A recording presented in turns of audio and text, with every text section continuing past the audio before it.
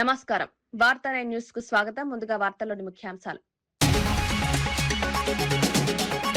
బంగారు తెలంగాణ అసలు కథ ఇదేనన్న సీఎం రేవంత్. బీఆర్ఎస్ పాలనపై విమర్శలు.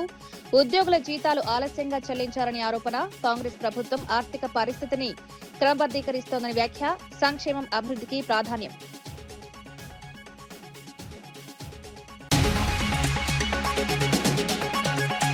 దళితులపై దాడులకు ప్రభుత్వం బాధ్యత వహించాలన్న నాగార్జున. రాజకీయ హింసపై మాజీ మంత్రి మండిపాటు. దళితుల దాడిపై చర్యలు. అధికార పార్టీ నేతలపై విచారణ జరపాలని డిమాండ్.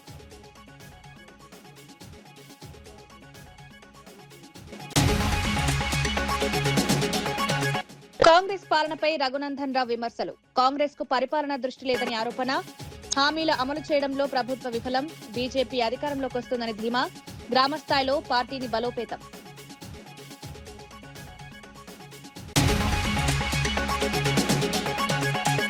కేసీఆర్ అప్పులపై భట్టి విక్రమార్క విమర్శలు. బీఆర్ఎస్ హయాంలో భారీ అప్పులు.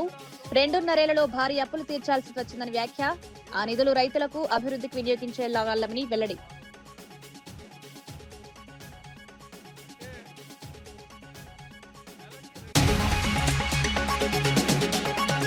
$300 కోట్ల స్కామ్ పై వంగవీటి నరేంద్ర ఆరోపణలు. స్కామ్ లో బాధితులకు న్యాయం జరగలేదని వ్యాఖ్య.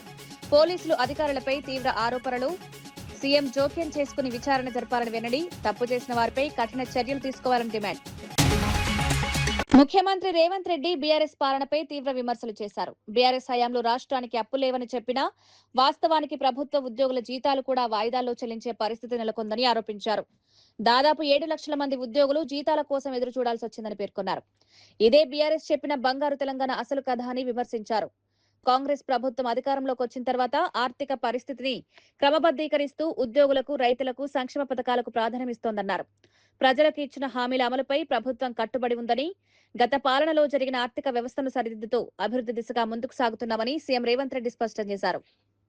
నేను ఒక మాట చెప్పిన మంత్రులందరి అనుమతితో అసలు పూర్తిగా మన రాష్ట్రం ఎంత అప్పు ఉంది, ఏ విధమైన అప్పు ఉంది, ప్రభుత్వం ప్రత్యక్షంగా తెచ్చుకున్న అప్పేంది, వివిధ కార్పొరేషన్ల మీద తెచ్చుకున్న అప్పేంది, వివిధ శాఖల మీద తీసుకొచ్చిన అప్పేంది, ఎన్ని రకాల అప్పులు తెలంగాణ రాష్ట్ర ప్రభుత్వం మీద ఉన్నాయో లెక్కలు తీయండి.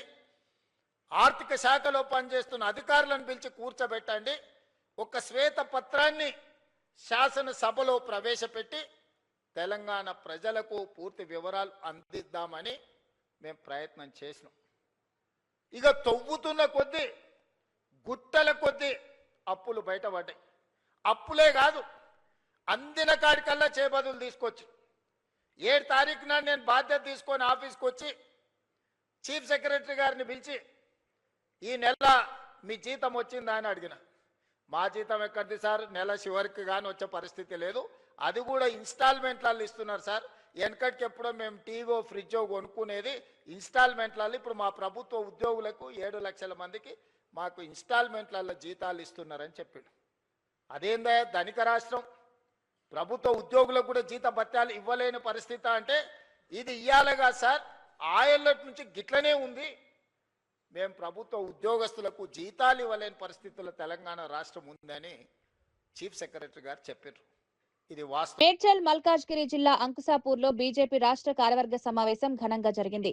రాష్ట్ర అధ్యక్షుడు రామచంద్రరావు ఆధ్వర్యంలో జరిగిన ఈ సమావేశానికి బీజేపీ జాతీయ అధ్యక్షుడు నితిన్ నబీన్ ముఖ్య అతిథిగా హాజరయ్యారు. కాంగ్రెస్ ప్రభుత్వం ఎన్నికల సమయంలో ప్రకటించిన 6 గ్యారంటీలను అమలు చేయలేదని నాయకులు ఆరోపించారు. మహిళలకు హామీ ఇచ్చిన ఆర్థిక సహాయం ఇప్పటికీ అందలేదని విమర్శించారు. తెలంగాణను ఢిల్లీకి ఏటీఎంగా మార్చారని, ప్రజల డబ్బు హైకమాండ్ కు వెళ్తోందని ఆరోపించారు. కాంగ్రెస్, బీఆర్ఎస్, ఎంఐఎం మధ్య రాజకీయ అవగాహన ఉందని పేర్కొంటూ ప్రజా సమస్యలపై రాష్ట్ర వ్యాప్తంగా ఉద్యమాలు చేపడతామని ప్రకటించారు. బలహీన వర్గాలకు జరుగుతున్న అన్యాయంపై బీజేపీ పోరాటం కొనసాగిస్తుందని నాయకులు పేర్కొన్నారు. योजनाओं का लाभ जनता तक पहुंचा होता मित्रों।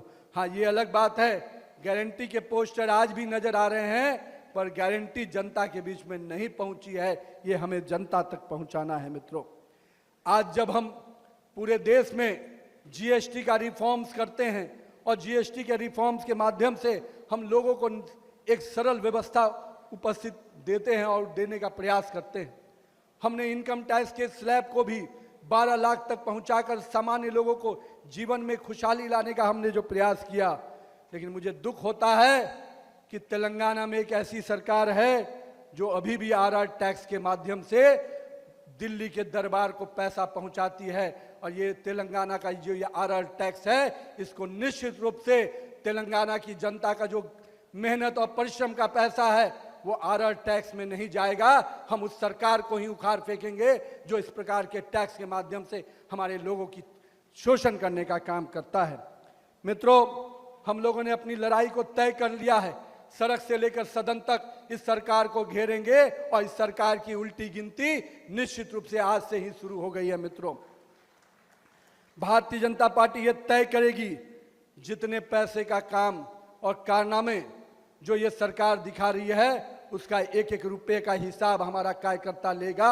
इस बात के लिए आप सब तैयार हो जाइए। मित्रों, हम लोगों ने देखा यहां पर एक भ्रष्टाचारी सरकार को जिस प्रकार से बीआरएस की सरकार चली, भ्रष्टाचार और परिवारवाद से ऊपर नहीं उठ पाया और पूरा समय उनका उसी में बीता। हमें ध्यान में होना चाहिए कालेश्वरम का घोटाला जो निश्चित रूप से बीआरएस को उसकी अंतिम पायदान पर पहुंचाने के लिए काफी हुआ। लेकिन मित्रों, जो अगली सरकार बनी उसने भी उसी परंपरा को जारी रखा, क्योंकि ये कांग्रेस की पुरानी परंपरा रही है। और हम तो कहते हैं कांग्रेस, करप्शन, ये दोनों पर्यायवाची है।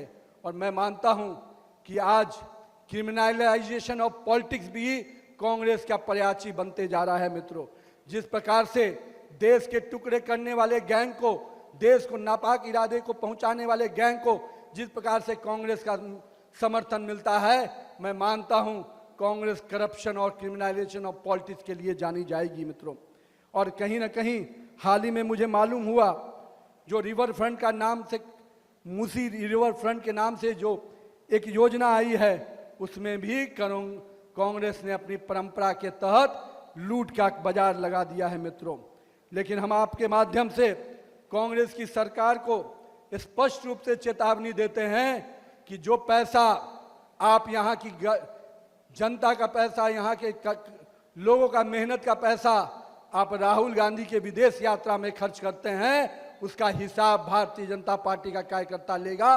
तेलंगाना की जनता వైఎస్ఆర్సీపీ రాష్ట్ర అధికార ప్రతినిధి వంగవీటి నరేంద్ర రాష్ట్రంలో శాంతి భద్రతల పరిస్థితిపై తీవ్ర ఆరోపణలు చేశారు. 300 కోట్ల స్కామ్ లో సుమారు 1500 మంది మోసపోయామని ఫిర్యాదులు చేసినప్పటికీ ఉన్నత పోలీసు అధికారులు సరైన చర్యలు తీసుకోలేదన్నారు. సంబంధిత కంపెనీతో కొందరు అధికారులు కుమ్మక్కై కేసును నీరుగార్చారని ఆరోపించారు. ఈ వ్యవహారం వెనుక విజయవాడ పోలీసు ఉన్నతాధికారుల పాత్ర ఉందనే అనుమానాలు వ్యక్తమవుతున్నాయని పేర్కొన్నారు. ముఖ్యమంత్రి ఈ అంశంపై స్పందించి పూర్తి స్థాయి విచారణకు ఆదేశాలు ఇవ్వాలని డిమాండ్ చేశారు. బాధితులకు న్యాయం జరిగేలా దర్యాప్తు సంస్థలు స్వతంత్రంగా పనిచేయాలని, తప్పు చేసిన వారిపై కఠిన చర్యలు తీసుకోవాలని కోరారు.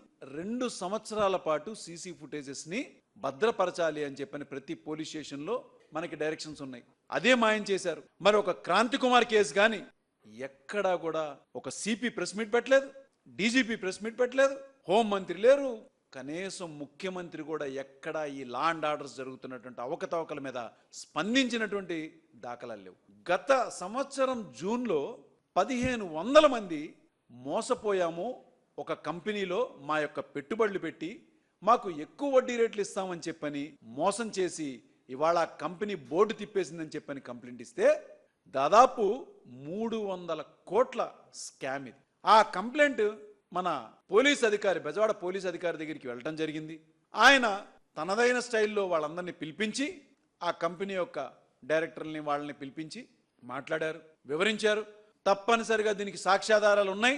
మీరు ఆర్బీఐ రూల్స్ అనేది పాటించకుండా, కేంద్ర రాష్ట్ర ప్రభుత్వాలకు కూడా ఎక్కడా కూడా ఒక రిజిస్ట్రేషన్ సర్టిఫికేట్ లేకుండా, ఇంటిమేషన్ లేకుండా ఇలా అనాథరైజ్డ్గా డిపాజిట్స్ తీసుకోవటం అనేది చట్టరీత్యా నేరము అని చాలా స్పష్టంగా ఆయనలకు చెప్పడం జరిగింది. దీనిలో మీకు శిక్ష కూడా పడుతుందని చెప్పని వాళ్ళకు వివరిస్తే వాళ్ళు దానికి నెక్స్ట్ ఏం మాట్లాడారు, ఏం చేశారంటే ఒక్కసారిగా ఈ మాట్లాడినటువంటి ఈ పైన పోలీస్ అధికారితో వాళ్ళు ఒక డీల్ మాట్లాడుకున్నారు. ఆ డీల్ మాట్లాడుకోవడంతో ఈ 300 కోట్ల రూపాయల కేసు, అంటే ఏదైతే ఒక సిఐడి ఇన్వాల్వ్ అయ్యి ఇన్వెస్టిగేషన్ చేయాలో, ఒక ఈడీ ఇన్వాల్వ్ అయ్యి దీని మీద ఇన్వెస్టిగేషన్ చేసి జప్తు చేయాలో ఆస్తుల్ని ఇవన్నీ కూడా పక్కకెళ్ళిపోయి 1500 మంది కంప్లైంట్ చేసినటువంటి ఈ అప్లికేషన్స్కి ఒక్కడే ఒక కంప్లైంట్ కింద మార్చేసి 300 కోట్ల రూపాయల స్కామ్ని కేవలం 53 లక్షల రూపాయలకి తీసుకొచ్చి ఇది ఒక పోలీసుల యొక్క అందుబాటులోనే ఉండే విధంగా దీన్ని మొత్తాన్ని మసిపూసి మారేడుకాయ చేసినటువంటి ఘనత ఈ Bezawada boss, Bezawada police boss అని వాళ్ళ పిలువబడుతున్నటువంటి మన బిగ్ బాస్ ఎవరో అతి త్వరలోనే మనకి బయటకు వస్తుంది. మార్గదర్శి చిట్ ఫండ్స్ లో మాజీ మంత్రి మేరుగు నాగార్జున రాష్ట్రంలో జరుగుతున్న రాజకీయ హింసపై తీవ్ర విమర్శలు చేశారు. ప్రత్యర్థులపై భౌతిక దాడులు జరిగే పరిస్థితులకు ముఖ్యమంత్రి చంద్రబాబు నాయుడే బాధ్యులని ఆరోపించారు. ప్రభుత్వంలో ఉన్న కొందరు మంత్రులే దాడులు, దాష్టికాలకు పాల్పడుతూ ముద్దాయిలుగా మారారని విమర్శించారు. టీడీపీ నాయకుల ప్రోత్సాహంతో దళితులపై అఘాయిత్యాలు జరుగుతున్నా పోలీసులు చర్యలు తీసుకోవడం లేదన్నారు. చట్టం అందరికీ సమానంగా అమలవ్వాలని, అధికార పార్టీ నాయకులపై కూడా నిష్పాక్షిక విచారణ జరగాలని డిమాండ్ చేశారు.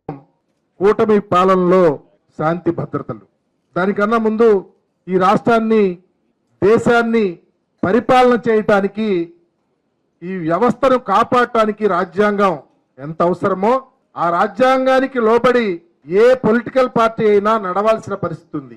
ఏ ముఖ్యమంత్రి అయినా దానికి లోబడి పరిపాలన చేయాలి. ఇంతకుముందు చాలా మంది ముఖ్యమంత్రులుగా చూసాం. చాలా ప్రభుత్వాలు ఈ దేశాన్ని, రాష్ట్రాన్ని పరిపాలించినాయి. కానీ మున్నెన్నడూ లేని విధంగా ఆంధ్రప్రదేశ్లో హత్యలు, అఘాయిత్యాలు, అమానుషాలు, దాడులు, వెలివేతలు కోకొల్లగా జరుగుతూ ఉన్నాయి. నీకు నాకు తేడా లేకుండా సామాజిక అసమానతలు రెచ్చగొట్టే విధంగా ఈరోజు ఈ రాష్ట్రంలో పరిపాలన జరుగుతూ ఉందని చెప్పడానికి ఇందాక చూపించినటువంటి అనేకమైన వీడియోలు సాక్ష్యం. దాంతో పాటు పరిపాలన చేసేవాడే రాజే ఒక ఆలోచన, ప్రత్యర్థుల మీద ఏ విధంగా, వ్యతిరేకుల మీద ఏ విధంగా, నీ వారు నా వారిని చూసుకుంటూ పరిపాలన చేస్తూ నీకు కాని వారి మీద దాడులు చేయించే పరిస్థితి రాష్ట్రంలో తీసుకురావటానికి ప్రధాన వ్యక్తి ఎవరో కాదు, చంద్రబాబు నాయుడు గారి. ఆయన పరిపాలనే దుర్లభమైన పరిపాలన. దాడులు చేయించాలని ఒక తృష్ణ ఆయన యొక్క రాజకీయాల్లోనే ఇమిడి ఉంది. శ్రీకాకుళం జిల్లా నుంచి తీసుకుందాం. అతనితో పనిచేసే శాసనసభ్యులు, మంత్రులే ముద్దాయిలుగా ఉన్నటువంటి పరిపాలన జరుగుతూ ఉంది. శ్రీకాకుళం జిల్లాలో అయితే కోన రవికుమార్ అనే ఒక శాసనసభ్యుడు ఒక దళిత ప్రిన్సిపల్ ని వేధిస్తే ఈ రోజుకి కేసు పెట్ల. అదేవిధంగా ప్రక్క జిల్లాలో, విజయనగరం జిల్లాలో పేదవారి మీద, ఎస్సీలు, బీసీల మీద వాళ్ళ భూములు లాక్కొని అఘాయిత్యాలు చేస్తే అక్కడ ఉన్నటువంటి మంత్రుల యొక్క ప్రోద్బలంతో ఎక్కడ కేసులు లేవు. విశాఖ జిల్లాలో మీరు చూశారు, మహిళలే వ్యవస్థలు చేపించారు. అదే కాకుండా దాడులు చేయించారు ఇళ్ల మీద పడి. ఒక శాసనసభ్యుడు పక్కాగా ఇన్వాల్వ్ అయ్యి ఆ మహిళను వ్యవస్థలు చేస్తే కేసు లేదు. పెందుర్తి మండలం జర్రిపోతుల పాలెంలో. ఇక ప్రక్కకొద్ద ఎంత పలికెడిది భాగవతమట, పలికించడు వాడు రామభద్రుడట, నే పలికిన బవహరమైనని రామభద్రుడు పలికిస్తే ఎన్నన్నా చేస్తారు. పలికెడిది చంద్రబాబట, పలికించడి వాడు చంద్రబాబు. కాబట్టి పరిపాలన అంతా ఈ దాడులతో. స్వయాన ఉప ముఖ్యమంత్రి ప్రాతినిధ్యం వహిస్తున్నటువంటి పిఠాపురంలో దళితుల్ని వెలివేస్తే, ఆ ఊరినే వెలివేస్తే ఆయన నోరు బెదపలా, చంద్రబాబు కేసు పెట్ట. స్వయాన కాకినాడలో పంతం నానాజీ అనే శాసనసభ్యుడు డాక్టర్ ఉమామహేశ్వరరావుని పెళ్లిని చెప్ప మీద కొడితే ఈ రోజుకి కేసు లేదు. రాజమండ్రి వద్ద సాగర్ అని ఒక ఎస్సీ అబ్బాయిని బట్టల తీసి స్టేషన్ లో పెడితే కళ్ళులోని కబోజీలు. మాజీ ఎమ్మెల్యే మల్లాది విష్ణు రాష్ట్రంలో శాంతి భద్రతల పరిస్థితిపై తీవ్ర ఆందోళన వ్యక్తం చేశారు. ప్రతిపక్ష నాయకుల ఇళ్లపై దాడులు జరుగుతున్నాయని, వారి పర్యటనకు అనుమతులు ఇవ్వకుండా ప్రభుత్వం అడ్డంకులు సృష్టిస్తోందని ఆరోపించారు. రౌడీ మూకలను ప్రోత్సహిస్తూ ప్రజాస్వామ్యాన్ని దెబ్బతీసే విధంగా పాలన సాగుతోందని విమర్శించారు. రాష్ట్రానికి మహిళా హోంమంత్రి ఉన్నప్పటికీ మహిళలకు తగిన రక్షణ కల్పించలేకపోతున్నారన్నారు. ప్రతిపక్ష నేతలపై అక్రమ కేసులు నమోదు చేసి భయభ్రాంతులకు గురిచేస్తున్నారని ఆరోపించారు. ప్రజాస్వామ్యంలో ప్రతిపక్షాలకు కూడా సమాన హక్కులు ఉండాలని, ప్రభుత్వం కక్ష సాధింపు రాజకీయాలు మానుకోవాలని సూచించారు. చట్ట పరిపాలనను కాపాడాల్సిన బాధ్యత ప్రభుత్వంపై ఉందని, ప్రజల హక్కులను అణచివేసే చర్యలు తక్షణమే నిలిపివేయాలని డిమాండ్ చేశారు. అందరి మీద కూడా దాష్టీకం జరుగుతుంది ఆంధ్రప్రదేశ్. ఈరోజు ప్రతిపక్ష నేత ఏదన్నా జిల్లా పర్యటనకు వెళ్ళాలి, ప్రజల సమస్యలు తెలుసుకోవాలి, వాళ్ళకి అండగా ఉండాలి అని బయలుదేరితే ముందుగానే పర్మిషన్ క్యాన్సిల్ చేస్తారు. ఏ రకంగా అంటే నెల్లూరు ప్రసన్న కుమార్ రెడ్డి ఇంటి మీద దాడి చేసిన సందర్భంలో పరామర్శించడానికి వెళ్తే మొత్తం ఆ నెల్లూరు పట్టణాన్ని అంతా కూడా దిగ్బంధంలో పెట్టేశారు. అంటే ఎవరు రాకూడదు, ప్రజలు రాకూడదు. అలాగే గుంటూరు మిర్చి సంబంధించినటువంటి ఇష్యూని టేకప్ చేస్తే ప్రతిపక్ష నేత ఆయన మీద వెళ్ళినటువంటి వాళ్ళ మీద కేసు నమోదు చేశారు. చాలా ఆశ్చర్యకరమైనటువంటి పరిపాలన ఆంధ్రప్రదేశ్లో కొనసాగుతాం. మామిడి రైతుల కోసం వెళ్ళిన, లేకపోతే అనంతపురంలో పెళ్లికి వెళ్ళిన, హెలికాప్టర్ దగ్గర ఎవరు, హెలికాప్టర్ పర్మిషన్ ఎవరు, మొత్తం అందరినీ కూడా వదిలేస్తారు హెలికాప్టర్ మీద. మళ్ళీ హెలికాప్టర్ వచ్చినటువంటి వాడి మీద కేసు పెడతారు, హెలికాప్టర్ నడిపినటువంటి వాడి మీద కేసు పెడతారు. కేసులు పెట్టడంలో ముందు వెనక చూడకుండా ఇప్పటి ముప్పటిగా పెడుతున్నారు. మహిళలకి రక్షణ ఎక్కడ ఉంది ఆంధ్రప్రదేశ్లో? ఎన్ని సంఘటనలు జరిగినాయి? హోమ్ మినిస్టర్ మహిళ అయి ఉండి మహిళలకి రక్షణ లేకపోతే ఇంకా ఎవరికి చెప్పుకుంటారు? ఉదాహరణకి మత్స్సు మహిళ జరిగినటువంటి సంఘటన అంతవరకు ఆ బాడీ కనపడలా. మళ్ళీ ఆ పక్క జిల్లాలోనే ఒక మహిళకి 15 రోజుల పాటు తెలుగుదేశం వాళ్ళందరూ కూడా అత్యాచారం చేసి గర్భిణీ ధారిస్తే శాంతి పద్ధతులు తగ్గాయండి ఆంధ్రప్రదేశ్లో. నేను ఎక్కువ రిపోర్ట్ సబ్మిట్ చేస్తా ఉన్నాను, ప్రజలకి చెప్తా ఉన్నాను. ఒక జిల్లా అధ్యక్షుడైనటువంటి అంబట రాంబాబు మీద ఇంటి మీద దాడి, అలాగే మాజీ మంత్రి జోగి రమేష్ ఇంటి మీద దాడి. అందరికెందుకు నిన్న అమరావతికి రైతుల యొక్క ఆహ్వానం మేరకు చూడటానికి వెళ్ళినటువంటి సందర్భంలో చేతిలో కీలుబొమ్మగా, అధికార పార్టీ చేతిలో కీలుబొమ్మగా ఈ వ్యవస్థ మారిపోయింది అని అనడానికి ఇంతకన్నా ఉదాహరణ ఏమైనా ఉంటుందా? విజయవాడ నగరంలో, విజయవాడ నగరమే లేదు ఆంధ్రప్రదేశ్లో ఎక్కడ కూడా ప్రజల యొక్క, పౌరుల యొక్క హక్కుల్ని కాపాడేటటువంటి పరిస్థితి లేదు. ఈరోజు చూస్తున్నాం మనం, ప్రతి జంక్షన్లోనూ కూడా వందల కేసులు రాస్తా ఉన్నారు. ప్రతి జంక్షన్లోనూ కూడా పోలీసులు వ్యవహార శైలి ఎట్లా ఉంటుంది? అలా రూల్ ఫాలో అవ్వాలని చెప్పేటటువంటి వాళ్ళు విజయవాడ నగరంలోనే ఒక పోలీస్ స్టేషన్లో 40 రోజుల పాటు ఒక వ్యక్తి అదే పోలీస్ స్టేషన్లో చిత్రహింసలకు గురి చేసి, చంపేసి, సీసీ ఫుటేజ్ మాయం చేసి, బస్ స్టాండ్లో అనాథ శవంగా మార్చి, బస్ స్టాండ్ నుంచి శ్మశానానికి తరలించి అక్కడ క్రిమేషన్ చేసి, మొత్తం 40 రోజుల పాటు కింద టాప్ టు బాటం మాట్లాడకుండా హోంశాఖ మౌనం వహించింది అని అంటే ఆంధ్రప్రదేశ్లో శాంతి భద్రతలు ఉన్నాయా లేదా? వాడు అతను ఎటువంటి వాడైనా కావచ్చు. ప్రాణం, ఎవరు మీకు ప్రాణం తీయటానికి ఎవరు రైట్ ఇచ్చారు? ఎవరు హక్కు? మీకేమి ఉన్నటువంటి హక్కు ఏంటి? తల్లి డీజీపీ గారికి ఆన్లైన్లో కంప్లైంట్ ఇస్తే దాన్ని విజయవాడ కమిషనరేట్కి పంపిస్తే దాని మీద చర్యలు ఉండవు, చర్యలు తీసుకోరు. కళ్ళు మూసుకుని ఉంది ఆంధ్రప్రదేశ్లో పోలీసు వ్యవస్థ. అందాకెందుకు ఒంగోలులో చిన్నమల్లయ్య ఒక సిఐని డిస్మిస్ చేసింది ఈ ప్రభుత్వం, ఇక్కడ నాగరాజుని అరెస్ట్ చేసింది. వాళ్ళ ప్రభుత్వంలోనే పోలీసుల యొక్క, అధికారుల యొక్క దాష్టీకాలు విపరీతంగా ఇబ్బడి ముబ్బడిగా పెరిగిపోతే కాన్వర్ట్ పొజిషన్లో వాళ్ళు చేస్తున్నారు. అంటే ఆంధ్రప్రదేశ్లో శాంతి లేదు, భద్రత లేదు అనే దానికి ఉదాహరణ అని చెప్పి ఈ సందర్భంగా రాజకీయ కోణంలో వైఎస్ఆర్ కాంగ్రెస్ పార్టీ ప్రభుత్వంలో ఐఏఎస్లు, ఐపీఎస్లు, రకరకాల హోదాల్లో పనిచేసినటువంటి 12 మంది మీద నిర్దాక్షిణ్యంగా పోలీసులతో కేసులు పెట్టించి సస్పెండ్ చేయించి పక్కన పడేస్తా ఉన్నాం. ఈరోజు ఆంధ్రప్రదేశ్లో ఏం రాజ్యం నడుస్తూ ఉంది? ఆంధ్రప్రదేశ్లో పోలీసు రాజ్యం నడుస్తూ ఉంది, నిరంకుశ పరిపాలన నడుస్తూ ఉంది అని చెప్పి ఈ సందర్భంగా.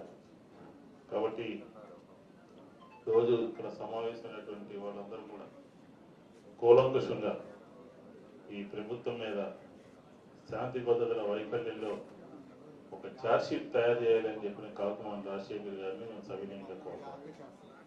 దాన్ని ప్రజలకు తెలియజేయాలి ఏ రకమైనటువంటి.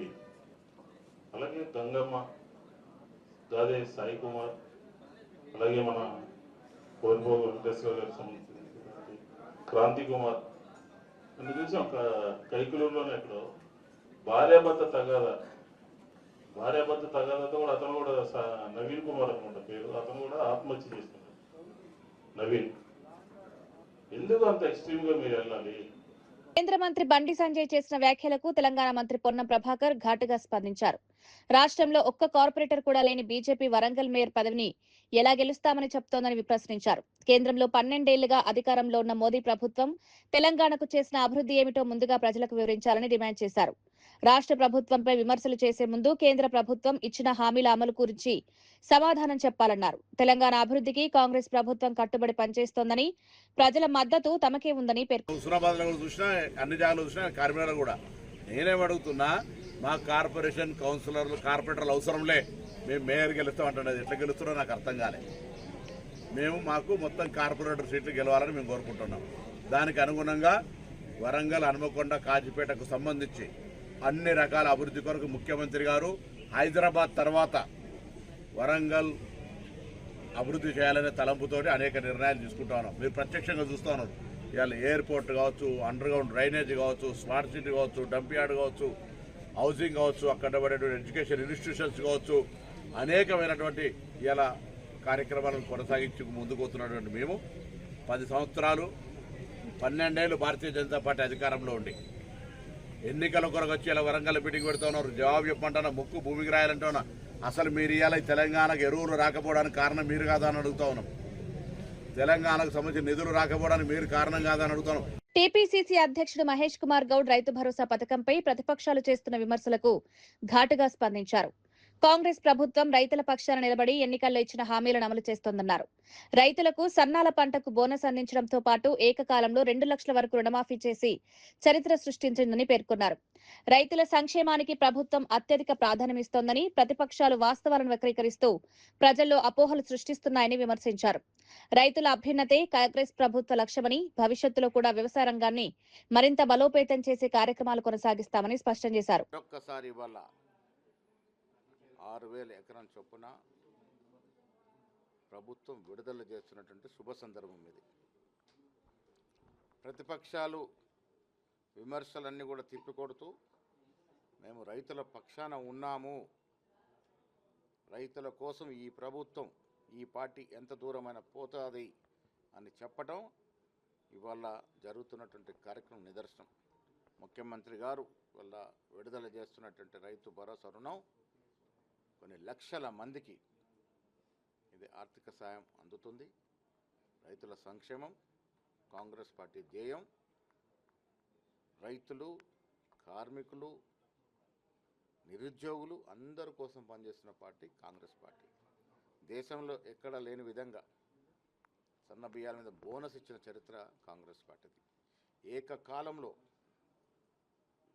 2 లక్షల వరకు రుణమాఫీ, అంటే దాదాపు 23,000 కోట్లు ఏకకాలంలో రుణమాఫీ చేసిన ఘనత కాంగ్రెస్ పార్టీది. గతంలో 10 ఏళ్ళు ఊరడించి వాళ్ళు 10-12 వేల కోట్ల కన్నా ఇవ్వలే. మేము ప్రభుత్వం వచ్చిన 7-8 మాసాల్లోనే దాదాపు 23,000 కోట్ల రూపాయలు రైతులకు రుణమాఫీ చేసిన చరిత్ర కాంగ్రెస్ పార్టీది. మా ప్రభుత్వం, మా పార్టీ రైతన్నకు వెన్నుదన్నుగా ఉంటుందని చెప్పడానికి ఇవాళ హైదరాబాద్లో జరుగుతున్నటువంటి సమావేశం నిడుదల విడుదల. నేను కాంగ్రెస్ పార్టీ తరఫున రాష్ట్ర ముఖ్యమంత్రికి, రాష్ట్ర కేబినెట్ మంత్రులకి, ప్రభుత్వ యంత్రాంగానికి కృతజ్ఞతలు తెలుపుతున్నాను. Deputy CM Bhatti Vikramarka BRS ప్రభుత్వ హయాంలో తీసుకున్న అప్పులపై తీవ్ర విమర్శలు చేశారు. కేసీఆర్ 10 ఏళ్ల పాలనలో రాష్ట్రంపై 8 లక్షల కోట్ల అప్పుభారం మోపారని ఆరోపించారు. అందులో 2.08 లక్షల కోట్లను కేవలం 2.5 ఏళ్లలోనే అసలు వడ్డీల రూపంలో చెల్లించాల్సి వచ్చిందన్నారు. ఆ భారీ అప్పులు లేకపోయి ఉంటే ఆ నిధులను రైతుల సంక్షేమానికి, అభివృద్ధి కార్యక్రమాలకు వినియోగించే అవకాశం ఉండేదన్నారు. కేటీఆర్, హరీష్ రావు చేస్తున్న ఆరోపణలు వాస్తవాలకు విరుద్ధమని, ప్రజలను తప్పుదారి పట్టించే ప్రయత్నమేనన్నారు. సంవత్సరానికి 30,384 కోట్లు మాత్రమే ఖర్చు పెట్టారు. దానికే ఏదో గొప్పలు మేము రైతుల కోసం చేసినట్టుగా మాట్లాడుతూ మమ్మల్ని నిందిస్తూ ఉంటే, చేసినటువంటి పనులు కూడా మనం స్పష్టంగా చెప్పలేకపోతున్నాం అనేటువంటి ఆలోచన కలిగి తప్పనిసరిగా రైతులందరికీ ఈ విషయాలు తెలియాలనేటువంటి ఆలోచనతోనే నేను ఈ లెక్కలు చెప్తా ఉన్నాను. కేవలం 2.5 సంవత్సరాల్లో మేము 1,56,496 కోట్ల రూపాయలని రైతుల కోసం ఖర్చు పెట్టాం. నెలకి వాళ్ళు 2,532 కోట్లు ఖర్చు పెడితే 5,217 కోట్ల రూపాయలని ప్రతి నెల రైతుల కోసం మేము ఖర్చు పెట్టాం. సంవత్సరానికి వాళ్ళు 30,000 కోట్లు ఖర్చు పెడితే మేము 62,604 కోట్ల రూపాయలు, అంటే వాళ్ళు ఖర్చు పెట్టిన దానికి డబల్, రెండింతలు మేము ఖర్చు పెట్టి రైతులకు వేస్తూ వచ్చాం. రైతు భరోసా పథకంపై మంత్రి తుమ్మల నాగేశ్వరరావు కీలక వ్యాఖ్యలు చేశారు. రైతు భరోసా అంటే భూమి కలిగి ఉండడమే కాకుండా పంట సాగు చేసే రైతులకు అందించే పంట భరోసా అని స్పష్టం చేశారు. భవిష్యత్తులో పంటలు సాగు చేసే అర్హులైన రైతులకే ఈ ఆర్థిక సాయం అందజేస్తామని తెలిపారు. గత యాసంగి సీజన్లో కిస్తీ నిలిపివేసిన విషయం నిజమేనని అంగీకరించిన మంత్రి ఆ నిధులతో 5,000 కోట్ల మేర మద్దతు ధరకు రైతుల నుంచి పంటలు కొనుగోలు చేశామని వివరించారు. రైతుల ప్రయోజనాల దృష్ట్యా ప్రభుత్వం నిర్ణయాలు తీసుకుంటోందని, సాగు చేసే రైతులకు నేరుగా ప్రయోజనం చేకూర్చే విధంగా రైతు భరోసా అమలు చేస్తుందన్నారు. అది మీకు సాధ్యం కాదు అని చెప్పి మీకు ఈ సందర్భంగా మనం చేసుకుంటూ, ఈ చారిత్రక ఘట్టానికి 9 రోజుల్లో 9,000 కోట్లు రైతుల జేబుల్లో వేయగలిగినటువంటి ఏకైక ప్రభుత్వం తెలంగాణ ప్రభుత్వం అని చెప్పి మీకు ఈ సందర్భంగా మనం చేస్తున్నాం. అది రేవంత్ రెడ్డి గారి అధ్యక్షతన సాధ్యమైంది. ఆయన గారికి ప్రత్యేకంగా ధన్యవాదాలు తెలియజేస్తూ, నాట్ల కంటే ముందే మీ పెట్టుబడి కోసం ఆలోచించి కష్టాలు పక్కన పెట్టి ఈ రోజున 9,000 కోట్లు బట్టి గారి ద్వారా అరగంటలో మీ ఖాతాలో ఏపిస్తామని చెప్పి ఈ సందర్భంగా మనం చేసుకుంటూ, గౌరవ కాంగ్రెస్ సీనియర్ నాయకుడు మానవతా రాయ్ బీఆర్ఎస్ నాయకుల విమర్శలకు ఘాటుగా స్పందించారు. అధికారాన్ని కోల్పోయిన తర్వాత బీఆర్ఎస్ నేతలు ఆధారాలు లేకుండా మూసీ ప్రాజెక్టు, గురుకులాల టెండర్లపై పరస్పర విరుద్ధమైన ఆరోపణలు చేస్తున్నారని విమర్శించారు. గురుకులాల టెండర్ ప్రక్రియ పూర్తిగా ఆన్లైన్లో పారదర్శకంగా జరిగిందని స్పష్టం చేశారు. టెండర్లపై ఎలాంటి అవకతవకలు జరిగాయని నిరూపించగలిగితే బహిరంగ చర్చకు సిద్ధమని, అమరవీరుల స్తూపం వద్ద ఆర్ఎస్ ప్రవీణ్ కుమార్ తో చర్చించేందుకు సిద్ధంగా ఉన్నామని సవాల్ విసిరారు. ప్రజలను తప్పుదారి పట్టించే ఆరోపణలు చేయడం మానుకుని వాస్తవాలను గౌరవించాలని సూచించారు. వచ్చినట్లే ప్రధానంగా ఆ కొప్పులేశ్వరకు మంత్రి పదవి పోయేసరికి మతి స్థిమితం తప్పింది. అదే విధంగా ఆర్ఎస్ ప్రవీణ్ కుమార్ ఇరక్కపై వచ్చానే, ఇరుక్కున్నానే అని చెప్పి బీఆర్ఎస్ పార్టీలో వచ్చానని చెప్పి బాధపడుతూ ఆయన కూడా సోయి తప్పి విమర్శలు చేస్తారు. ఎక్కడన్నా 640.87 కోట్ల రూపాయల టెండర్లు పిలిస్తే 2,000 కోట్ల రూపాయల అవినీతి జరిగిందని కొప్పులేశ్వర్ అంటాడు. కాదు కాదు కాదు అని వేలంపాట బాడినట్టు, కాదు కాదు 3,000 కోట్ల అవినీతి జరిగిందని చెప్పేసి ఇంకొక ఆయన ఆర్ఎస్ ప్రవీణ్ కుమార్ అంటాడు. లేదు లేదు 200 కోట్ల అవినీతి జరిగిందని ఇంకొక బీఆర్ఎస్ అంటాడు. కాబట్టి వీళ్ళ ఆరోపణలు వ్యవహారం చూస్తే వీళ్లకు రాజకీయం చేయడం చేత కావట్లేదు అని చెప్పి మనకు స్పష్టమవుతుంది. కాబట్టి వాస్తవంగా మేమేమంటున్నామంటే ఆర్ఎస్ ప్రవీణ్ కుమార్ గారు మొన్న అడ్లూరు లక్ష్మణ్ కుమార్ గారికి సవాల్ విసిరారు. జూలై 2వ తారీఖున సోమాజిగూడ ప్రెస్ క్లబ్ కు మేమొస్తాం, గురుకులాల టెండర్. మెదక్ ఎంపీ రఘునందన్ రావు తెలంగాణ కాంగ్రెస్ ప్రభుత్వంపై తీవ్ర విమర్శలు గుప్పించారు. రాష్ట్ర అభివృద్ధిపై కాంగ్రెస్ కు స్పష్టమైన దృష్టి, పరిపాలనా సామర్థ్యం లేదని ఆరోపించారు. రవాణా మంత్రి పొన్నం ప్రభాకర్ 119 నియోజకవర్గాల ఎమ్మెల్యేలా వ్యవహరిస్తున్నారని ఎద్దేవా చేశారు. కాంగ్రెస్ పార్టీ ప్రజల విశ్వాసాన్ని కోల్పోతోందని, రేవంత్ రెడ్డి తెలంగాణలో చివరి కాంగ్రెస్ ముఖ్యమంత్రిగా చరిత్రలో నిలిచిపోతారని వ్యాఖ్యానించారు. బీజేపీ జాతీయ అధ్యక్షుడు నితిన్ నబీన్ సూచించినట్లుగా పార్టీ కార్యకర్తలు గ్రామ స్థాయిలో మరింత చురుగ్గా పనిచేయాలని పిలుపునిచ్చారు. ప్రజల్లో బీజేపీపై విశ్వాసం పెరుగుతోందని, రానున్న ఎన్నికల్లో పూర్తి మెజారిటీతో అధికారంలోకి వచ్చి తెలంగాణ అభివృద్ధి కొత్త దిశానిర్దేశం చేస్తామని ధీమా వ్యక్తం చేశారు. సంగారెడ్డి పైసలు సంగారెడ్డికి అంటే నీ హుస్నాబాద్కు పైసలు ఎట్లొస్తాయి పొన్నం కదా, ఆలోచించు ఒకసారి. ఆదిలాబాద్కు పైసలు ఎట్లొస్తాయి ఒకసారి ఆలోచించు. అందుకని తలా తోక లేని మాటలు మాట్లాడి జనాల లోపల ఏదో పర్సెప్షన్ డెవలప్ చేయడానికి ప్రయత్నం చేస్తే బాధ్యత గల మంత్రులుగా పనిచేస్తున్నటువంటి మీకు తగదని చెప్పి ఈ సందర్భంగా హెచ్చరిస్తా ఉన్నాం.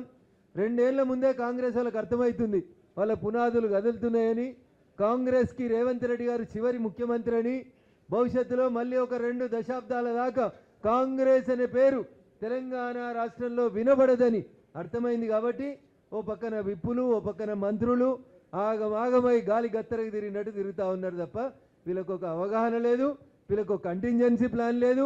జూన్లో ఏం చేయాలో తెలియదు, జూలైలో ఏం చేయాలో తెలియదు, వాన పడితే ఏం చేయాలో తెలియదు, వాన రాకపోతే ఏం చేయాలో కూడా తెలియదు. ఇది కాంగ్రెస్ మంత్రులకి వ్యవసాయం పట్ల ఉన్నటువంటి అవగాహన. దురదృష్టం ఇట్లాంటి ప్రభుత్వం తెలంగాణ ప్రజలది. Thank you.